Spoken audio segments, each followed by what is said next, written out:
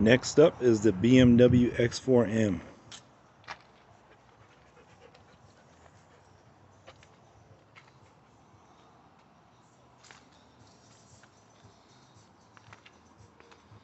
One comment I always get about the X4M, people seem to notice instantly, is that these are some huge brakes. They're so big I can barely fit them all in the frame.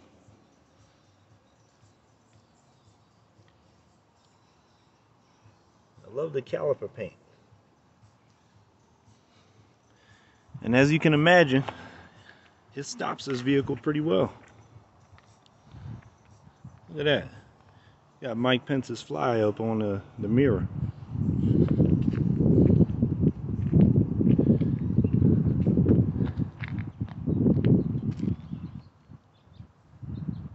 It's got a mean stature.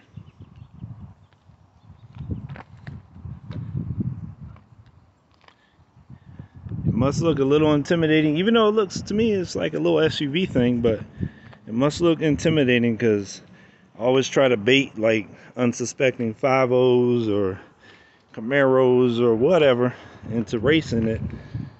You know, you can see them off in the distance driving on fast, going down the highway, showing off. Then I'll pull up next to them and they start doing the speed limit. They avoid eye contact. I'm like, dang, man, come on. Try it. It's just an SUV. It's just a 500 horsepower all-wheel drive SUV. Twin turbo. Nah, but I love the M's. This one actually is not a competition, but it came with the competition seats. Very thankful for that, because the competition seats are gorgeous. And look, it even tells you your name, like welcome. Never had a car that welcomed me to the car. Carbon fiber trim, everything. Carbon fiber on the doors. Love it. And it's hard to see in the daylight. Let me see if I can see it in the back. You see that? You can pick which color you want your interior to be. My wife obviously chose purple.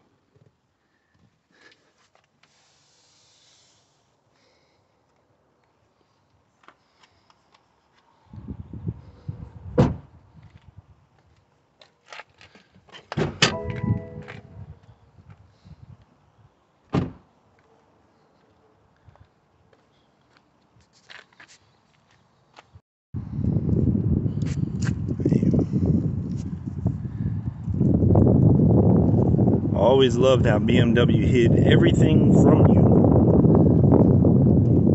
I'm being a little facetious, but at the same time, it is like a little artistic the way they button everything up under the hood. Can't see anything. Remember, the first BMW I really ever got acquainted with was my dad's old 3 Series when I was a teenager. And I remember looking under the hood and thinking, wow, I can't even really see the engine. I just see a big cover. Just like this one, so not much has changed. Twin turbo, I want to say it's an inline 6, about 500 horsepower. Competition comes with 30 more horsepower. I think it's only good for a 1/10 of a second quicker in the quarter mile and 0 to 60 time for the competition. I don't know if that's truly worth the money, because the competition is 10 grand more. But on the competition, these wheels come standard, which obviously we had to pay the option price for. The blacked out grille comes standard on the competition. This originally came with the chrome grille. We asked the dealership if they could do the black grille for free, and they actually did. We were surprised. Oh, and competition would have came with black trim instead of the chrome trim. I'm not a big fan of the chrome trim, but it's so subtle that, you know, hey, can't argue with it. would have came with a black spoiler as well, instead of a body painted spoiler. Got enough little room back here. It's not bad. Keep a little pad down for the dog. Make sure the dog doesn't make it all nasty, but you know,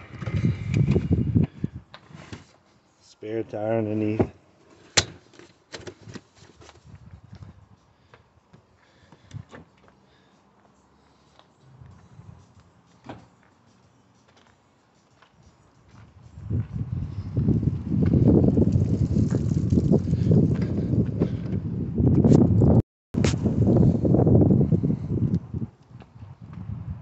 So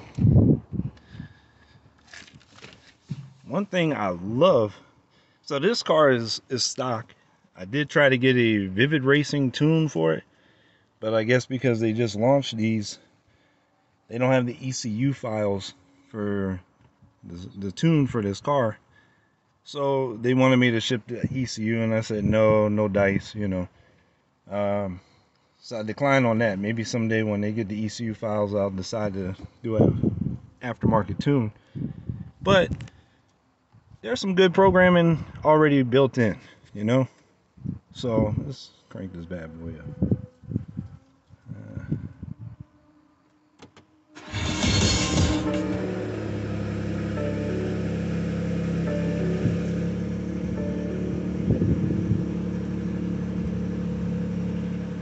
So there's already stuff built in. It has nice little menus, and you know, tells you all about your car, all kinds of stuff. Built in, has little buttons. So you got your suspension setup, steering, and performance setup, which pretty much goes with throttle. Well, kind of goes along with the throttle. This adjusts the shift speeds, how aggressive you want your shifting to be. You know, a lot of these options are actually things that I'm used to having in a lot of programmers that, you know, like the Diablo tuners, the SET tuners, HP tuners, all those things back in the day with Mustangs and Camaros. And it does have the exhaust valve opening and closing. The Porsche was not equipped with the exhaust valves. The Hellcat is, and I don't get much of an option of whether I want to open it or close it, unfortunately. But this one does come with the option to open and close it. Comes with a data recorder. Comes with all kinds of metrics and performance-oriented recording features. I love it. You know, it's got everything you could ever want in a performance vehicle. And if I want, let's see. So it automatically defaults to, I don't know if you can see it, efficient mode. Right there. Efficiency. Now, you tap this little button, you know, you're on the road and you want to go fast, you tap this button and it's telling me to confirm because I have traction turned off. So I hit that button, bam. Bam, now I'm ready to rock and roll. You know, traction off, Sport Plus, and then it tells you right there, little warning, tells you you can kill yourself if you try to floor it, you know, which is true. And it even has a little launch control. Let's see if I can activate it. I'm really poor at doing this too well. So you gotta put it in first gear and boom, launch control active, you know, it's ready to move. You launch this all-wheel drive SUV, this thing will embarrass a car. It will embarrass the best of the best. I don't care if even a stock Hellcat, if you try to run a Hellcat on those, you see his tires and they look stock, it's like, oh yeah, I'm gonna get them. You're gonna get them off the light. Let's see, this car honestly doesn't have a very loud vocal exhaust. Let me see if I can hear it. You can barely hear it, it's a little 6-cylinder. Yeah, it ain't kicking out nothing really. And that's okay. I call it like a silent killer. It doesn't need to be loud. It's just gonna blow doors off of cars that are unsuspecting because they think you out getting groceries. But you know, it's a good little fast whip. And there you have it, X4M.